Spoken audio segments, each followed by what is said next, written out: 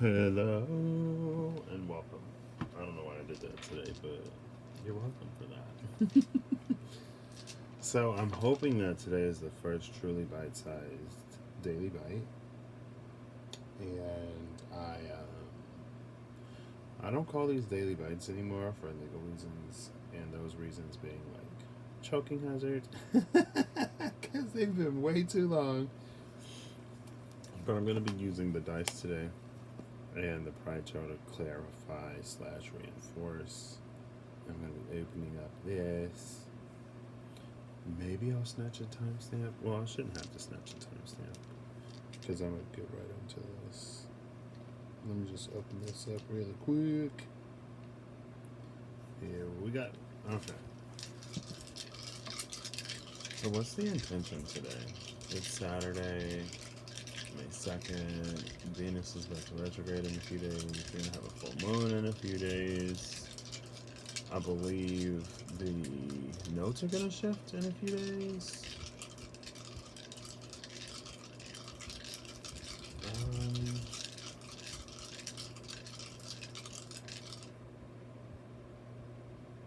Whatever's most. Well, these are the purple ones. These are the dice that I'm using today. I guess you would have seen them in a second. And so,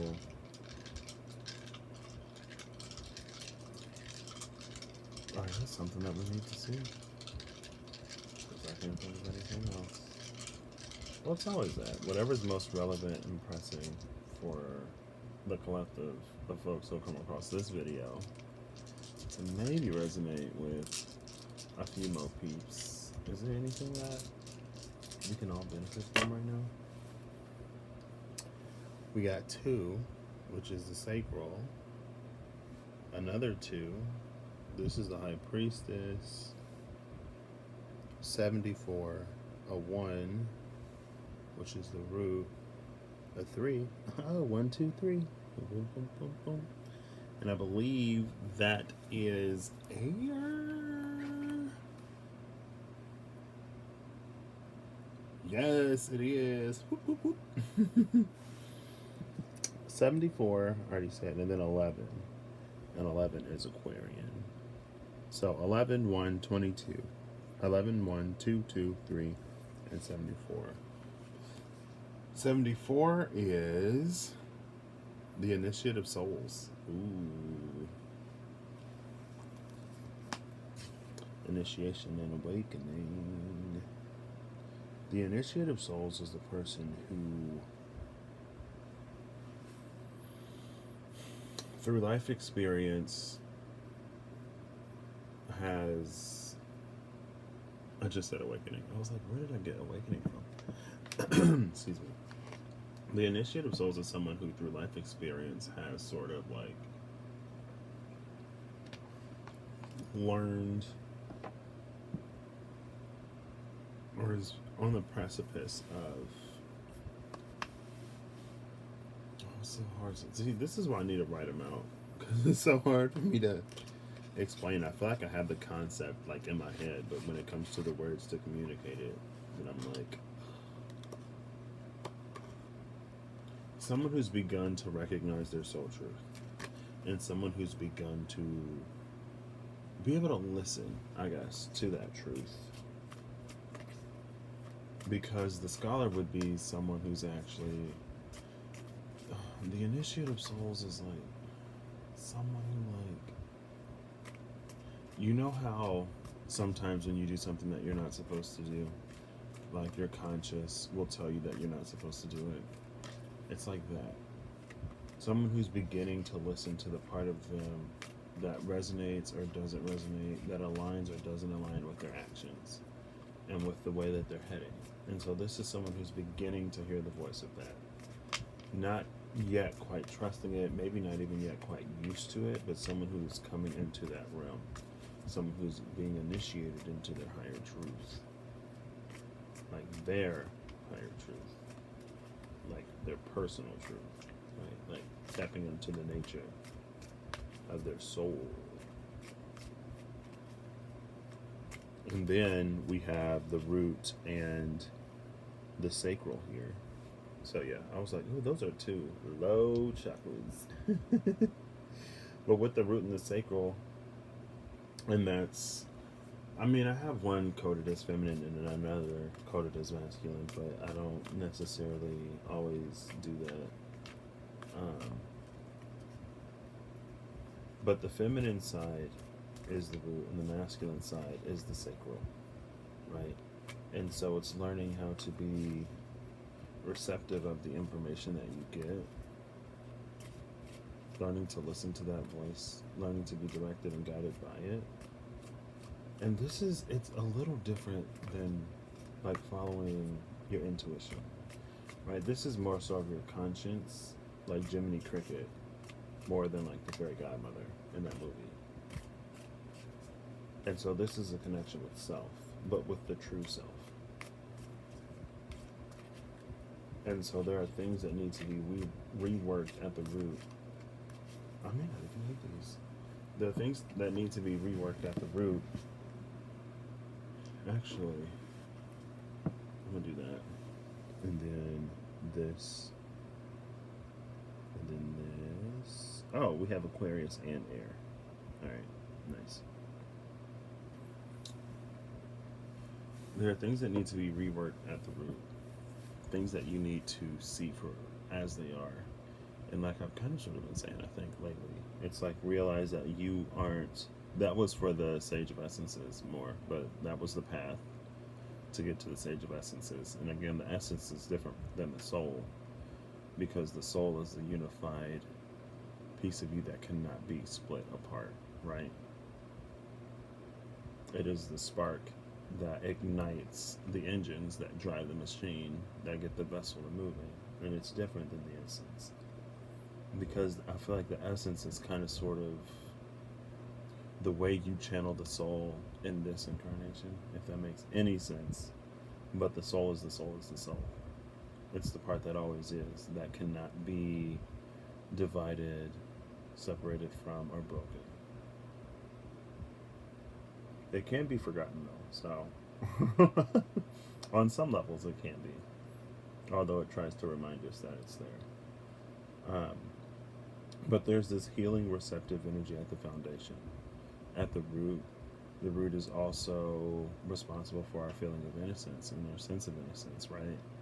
So that can be some deep healing, like stuff from your childhood that you might not even know affected you, but because it happened, it caused you to sort of like split from the you who is true, right? If you kind of sort of think of like who you were before you were conditioned by the world to be a certain way, it's kind of sort of that feeling.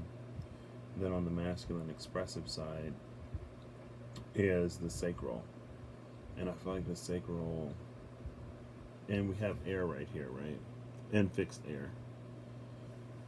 So I feel like the sacral, oh, that's what this is. Okay. Excuse me. The sacral is like how we create, but it's also an element of the mind, right? Because it's like our creations is more of the solar plexus, because that's what we actually manifest and materialize. That's what we sort of bring into the world for other people to see. That can also in some ways be a reflection of us. But the sacral is the space of like the creativity itself. So it's like the bed that it all rises out of. It is the fertile ground or infertile ground that gives birth to those creations. But below the ground is the root, is the foundation, right? I feel like it's like if you go, like if you have a plot of land, right? And let's say you sort of plant something and it grows fairly well, but it's like its growth is stunted because it only grows so much. And it only grows so much because the roots are only allowed to go so deep. Because if you went down into the ground, you'd see where there's a sort of like, maybe there's a nutrient poor zone, maybe there's a bunch of like rock or something like that where the roots can't like penetrate it or grow any deeper or any wider. It's like you're planting something in the ground, but it only has enough space as like a small pot. And so it's like you're transplanting it into the ground expecting for it to grow bigger, but it doesn't grow any bigger because the roots don't have any access, right? That's why you have to go down to the foundation and do all this healing before you really clear up that space that is like the bed of your creativity, the seed of your creativity and vitality, and honestly, you're just like kind of sort of enjoyment for life. I feel like the initiate of souls is sort of on that path of rediscovering what it is that really excites them, right? Because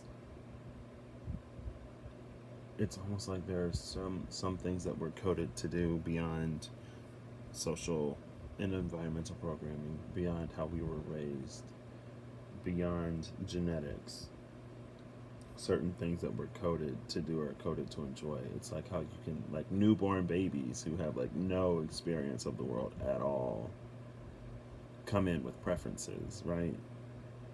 Like, oh, my baby doesn't like this, my baby doesn't like that, you know, my baby loves listening to this kind of music.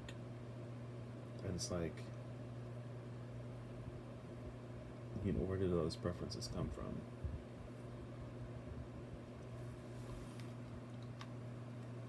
And then over here we have intuition.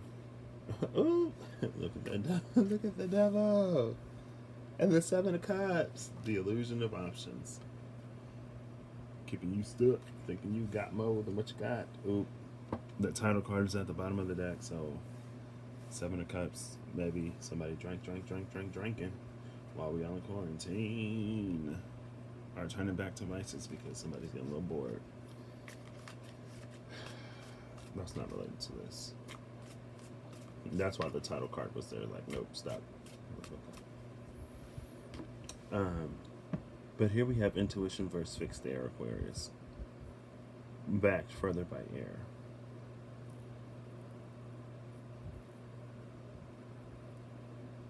So maybe this is like in the middle. Air is the element of space, or it's the element of unseen things, right? Because the air is there, you can feel it, but you can't see it. It moves things, but it's not necessarily seen. Earth is the element of seeing things, tangible things, the intangible, the unknown, and maybe even sometimes the unknowable, but it can be felt. I feel like this is kind of sort of the space that this initiate of souls is in. It's this intuition versus logic phase, and it's like someone is so rooted and so fixed in the way that they think about and perceive certain things that they're not really open to what it is that they need to be open to right now, because there is further truth in them really connecting to themselves. Because I feel like once you truly discover, or once you discover what it is that you truly want, that truly brings you fulfillment and satisfaction, then you're able to, I don't want to say play the game at a higher difficulty or to play a different level, but it gets you closer to the truth, gets you closer to actual fulfillment, and gets you further out of that space of just like being what everyone else wants you to be, being what you think everyone else wants you to be, or what they say they want you to be, being what you think you should be. I feel like there's a lot of like, I think I would like this, I think I would like that, when it's like your intuition is a part of you that knows what like you truly like. Like I said, there are certain things that you're kind of sort of coded for on a deeper level. Inherent preferences, inherent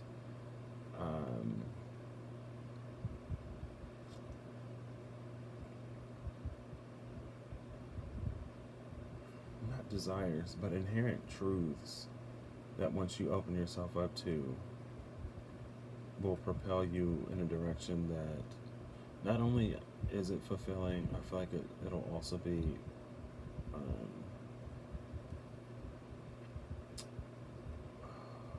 it'll it'll bring you good luck. You'll find abundance and peace and calm and everything in it. I can't think of the word. Like fortuitous is the word that came to mind, but I like discovered yesterday that fortuitous, fortunate. You'll be very fortunate. Maybe is what I should say. You'll be very fortunate in it, right? Um, because it aligns with what you're supposed to be doing, and when you enjoy it more, you bring more of a lighthearted energy to it, and so it's not as rigid as this fixed air. It's a lot more fluid. That's the high priestess, right? I feel like the high priestess is the energy of the one who can tap into all potentialities. And so when the course of action shifts, maybe that's kind of sort of the difference between a prophet or prophetess and the high priestess. Because I feel like with the high priestess, it's like ruled by the moon, right? And so it's the energy of tapping into all potentialities. And so as the course of things shift and changes, so too will her vision be able to shift and change, because nothing is static, right? All things are dynamic. Even prophecies can change. And I feel like that's the realm of the high priestess. Whereas a prophet or a prophetess would they would kind of sort of get a vision at a certain amount of time and they would stick to it. And not to say that that vision is wrong, but again, all things can change. Even fate can be altered by someone who is. And maybe that's another thing that this sort of. I may not pull any cards, honestly. Maybe that's another sort of thing this initiative souls is kind of sort of like the space that they're coming into. Because once you reach a certain level of knowledge and awareness within yourself, you're able to make decisions on a level that a lot of people just don't. And so fate is a trajectory, right? And destiny is the things, or destiny are, even though it sounds weird to say are after destiny, but destiny are the things. Destiny is the suite of things that you encounter along that fated trajectory. But paths can be altered and reworked, right? It's like I saw something the other day. It said something like, instead of going through it, go around it. Because you know how some people are like, oof, I'm going through it. And then somebody went, well, why don't you try going around it? Now, that doesn't work for every situation, because there are something, like, I guess I should clarify that there are sort of, I feel, there are sort of fixed nexus points. And those points are what is truly sort of unavoidable. But the path between those points is where you get all that flexibility. And it's almost like, because the way it came to me a while ago was like there were 3 sort of timelines, and they all had the same fixed nexus points. But depending on what you choose, it would put you on a different timeline. And some timelines extended further than others. And so even the nexus points themselves aren't necessarily fixed, because there are different nexus points on the different journeys.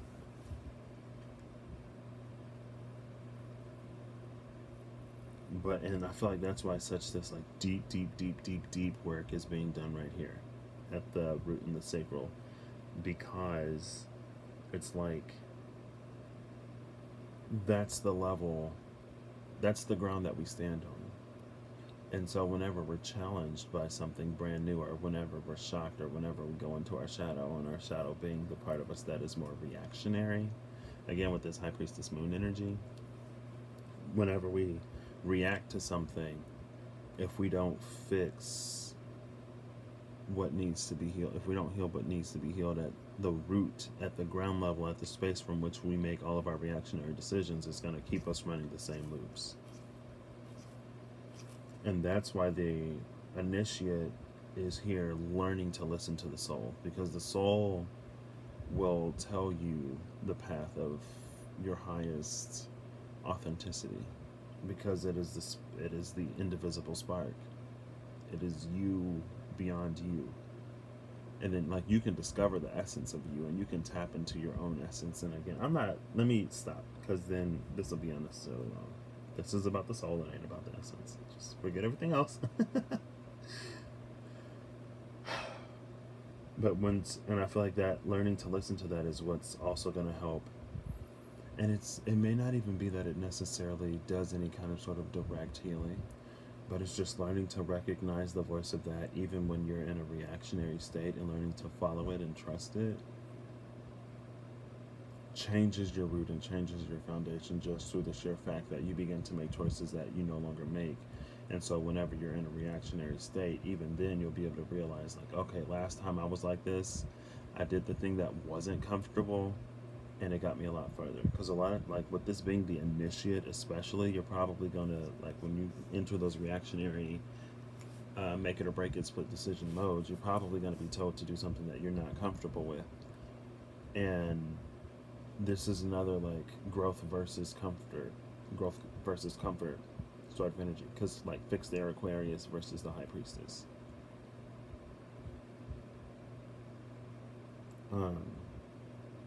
But that's what sort of, like, even certain nexus points aren't fixed. It's almost like it's time to take matters into your own hands. But this is what we're learning, right? And that's another thing. I feel like with this air, intuition versus fixed versus programming. Intuition versus programming, basically. Because that's what Aquarius is, right? Aquarius rules technology. What is technology but ones and zeros? It's code, it's programming. This is intuition versus programming. That's the architect. This is the oracle. And like the oracle can account for things that the architect doesn't, because the architect reads patterns, right? It reads patterns and it projects based off of those patterns. But the oracle is the only space in which something truly brand new can even be felt before it happens. The truly unexpected, because it wouldn't be accounted for in these patterns, right? And again, that's kind of sort of the difference, in my opinion, between a priestess and a prophetess, or a priest and a prophet. Because a prophet or a prophetess can't account for those changes outside of what they've already seen. And another reason why they can't do that is because, and again, it's not that the vision is necessarily wrong, but it's like they get it at a certain time, and everything up until that point confirms it. But it's like that vision is set on a certain, I mean, if you just think about it, like if you get a vision of something, it's set in stone, it probably won't change, right? But when you tap into that oracle space, you tap into the field of limitless and boundless potentialities. So you can see how the different choices that we would have made up until that point would affect the outcome of that situation.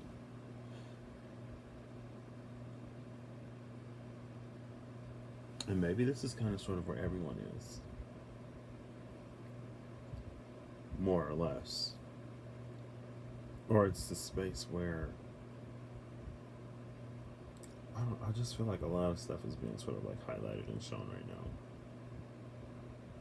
And it may not necessarily be the people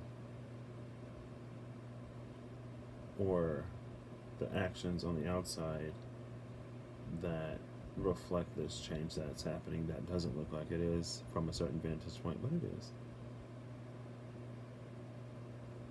And it's honestly it's kind of sort of like the Matrix, right?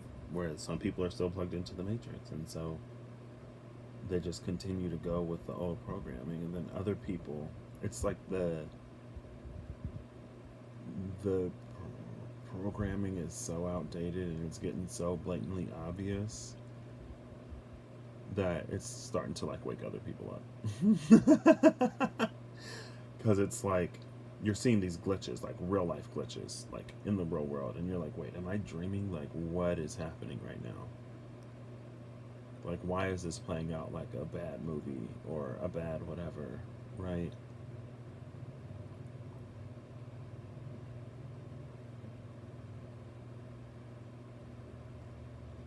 And so maybe there's this like this great reignition sort of happening right now, where we're coming more into this space of moving forward into a future, into a brighter future that before this root sacral event happened. I'm gonna pull one card for all of these, I guess. I don't feel like I don't really need it, but I'm gonna do it. How long is this? If this is less than 20 minutes, I might not. Oh, it's already 26 minutes. Oh. um, but that's this. The people who can see into the brighter future and who can course correct to make that more of a possibility versus the people, and it's not even the people, honestly, it kind of sort of isn't the people. On this side it is the people, on that side it's the program. It's the people versus the program. And so the people who buy into the program, they're the program. They're still part of the program. I don't want to say they're not people, but it's like, if you can't think for yourself, if you don't have any sort of autonomy, like you're just a really humanistic looking like robot, a victim to the program.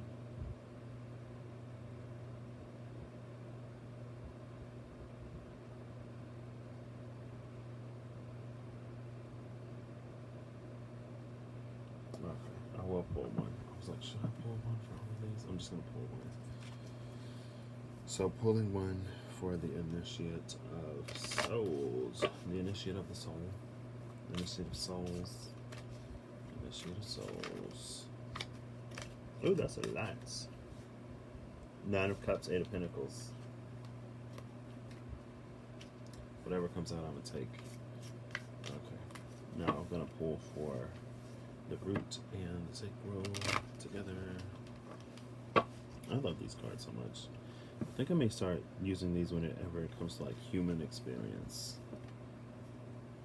or something. I don't know. Okay. Root. Ooh, that's a lot. Man, root and sacral.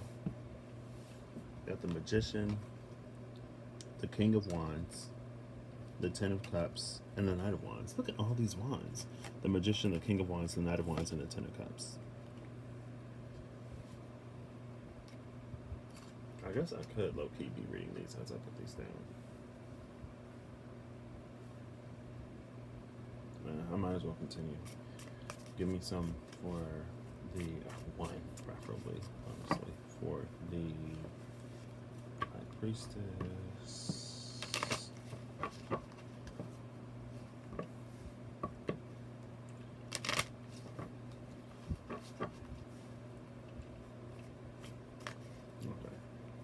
One for the High Priestess, please. Oop, there we go. Thank you! The sun. Yes, she can see light where there was only dark before. And so the people who only see darkness aren't adjusting for the light. Ooh, with the World card and the Page of Pentacles at the cuts. Okay, now show me this Aquarius. Oh, okay, well, since these came out face down, I'm not going to take them in. It was a lot. So, bottom of the deck, overall, is the 8 of Swords, which is appropriate, especially for this struggle over here. Temperance versus the Sun.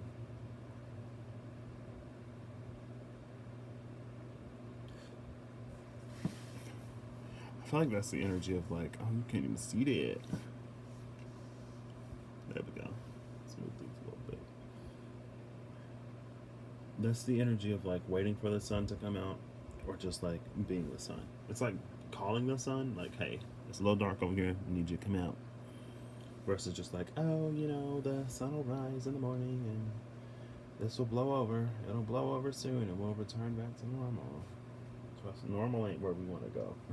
Normal ain't where we want to be. It really isn't. Especially with all of this opportunity here. It's like, really? You want to go back to normal when you have the opportunity for this? And it brings the judgment card to mind, especially in this deck, because with judgment in this deck, it's like you don't have to die to like come into that new life, right? We can have this collective mass self-realization right now, take this opportunity to move forward into a better future, to clean up some of the gunk and the garbage that has been in the septic tanks of like the hearts and minds and actions of humanity for a minute, and really call it out for what it is and decide to move like forward. Because we ain't got, I mean, look, I talk about fixed air and then here comes temperance. Talk about something brand new and then here comes the sun. Anyway, so clarifying this, Initiative Souls is the Nine of Cups and the Eight of Wands. This is a space of like going for what you want and what you truly desire versus going for like whatever it is that you've been sort of like the path that you've been on for a while, right? And especially in these decks, like those ain't even real pinnacles. The value and the worth where we're placing it right now, it's not even real. Like those are just pictures. Like no tea, no shade to like Sister Girl on the Flow, but like those ain't even real pennies. And it's almost like propaganda, almost, right? Like, value this, want this, when it's not what we truly desire, but it's like it's what we're being told that we want. We're coming into the space where we're realizing that we don't want what we've been told we should want, because some folks have everything that they were told they should want, and now they're in a space where they don't want it. It's like, what good does this actually do? And the heart versus the sacral again. I mean, in the order it came out, first was the Magician. This is so much like fire and possibility. Let's do this. Okay. First, again, it was a Magician. The Nahuales can change gender, can change shape, can change form, connected to the realm of spirit and the realm of man. Is that a cup? Oh, of course it's a cup. It's the Magician. So every thing. But I just saw the cup because it's kind of sort of in the back, like real tiny right there. I was like, wait, is that a cup? I was like, of course it's a cup. It's the Magician. Every element is there. Then we have this King of Wands. Speaking of changing gender, this King of Wands is actually a woman who likes bikes and leather, and she's tough. I actually love the entry for this card. I can't remember it right now, but I love it. Then we have the Ten of Cups. I feel like this is like everything that we want in conjunction with everything that is wanted for us. You know what I mean?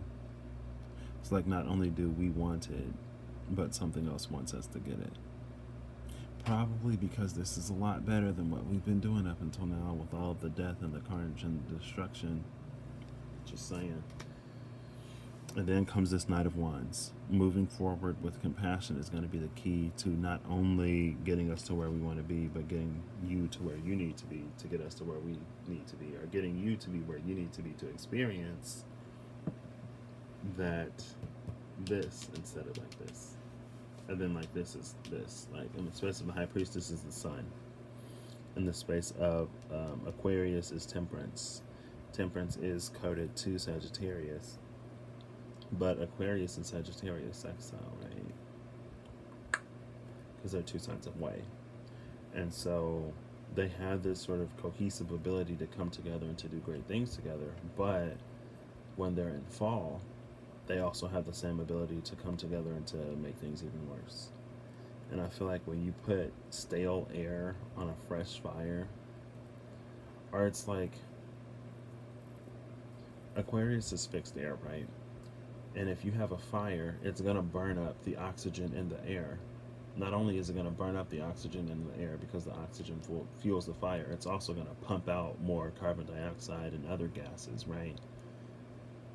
And so, with the same air, this fire is going to burn out because it's going to burn up all the fuel, and then it's going to not only is it going to burn up all the fuel, it's also at the same time decreasing the concentration of that fuel in the air because it's diluting it with this stuff that it can't even use to continue to burn. This is a dying flame, this temperance energy. And this is the energy of trying to keep a dying flame burning. And then you have a whole sun right here. So it's like you have your dying flame, or you have a whole sun with this rainbow coming out of its mouth, where everybody can be happy, or we can at least move forward a lot happier, where, like, you know, God doesn't have to flood the earth for us to start all over. Hopefully. Like, we already have the fires with the pandemic. That's the element of air. Like, we don't, I think there may have been earthquakes places. Like, we don't need, like, flooding on top of all of this. Like, Mama G, Mother Gaia, like, we're good. We're good. Thank you for your assistance, but we don't need earthquakes, more earthquakes and, like, floods. Like, hopefully, right? But again, that's the difference between this sort of oracle and the priest and the prophet, or the priestess and the prophetess, right? Because that's, again, it's almost the energy of, like, being shown a vision and being connected to the vision.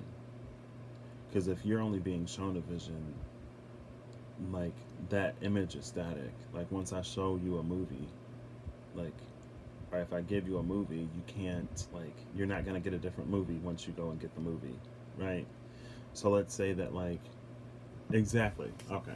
So it's like, let's say that there's a TV show or there's a movie that's edited, right? You buy the version of the movie before it's edited, before anybody caught the mistake or whatever, and then they re-release the movie, like, in an edited version where they fix the mistakes, it's censored or whatever. If you never go and get the re-release version of that movie, you're never going to see the edits. You're never going to see the changes, because the movie that you have that you're continuing to watch is the version that existed before the edits, before the mistake was caught, right? So you're never going to see this unless you go and get this. If you're just watching what you've always watched, then it's like, where are the edits? Like, the movie is the same, and everybody else is like, no, like, they changed the movie. And, like, I literally just went home and watched it. I got my copy like 20 years before they even discovered, like, whatever, and the edits aren't there. And then they're like, okay, well, like, if you get, like, you ain't even gotta buy it. Like, you could rent it, you could, like, stream it on a streaming service. Like, if you see the new version of the movie, you'll see where the changes are made. And they're like, no, the movie is the same. And it's like, okay, well, you keep believing whatever, and I'm gonna keep believing whatever. But that's what I got. And again, I kind of sort of didn't really need the cards. So yeah, this has been RTD. RTD. I don't know what I'm gonna call this. I'll figure it out. All right, have a good whatever whenever you see this. I'm so happy that this is less than 40 minutes long.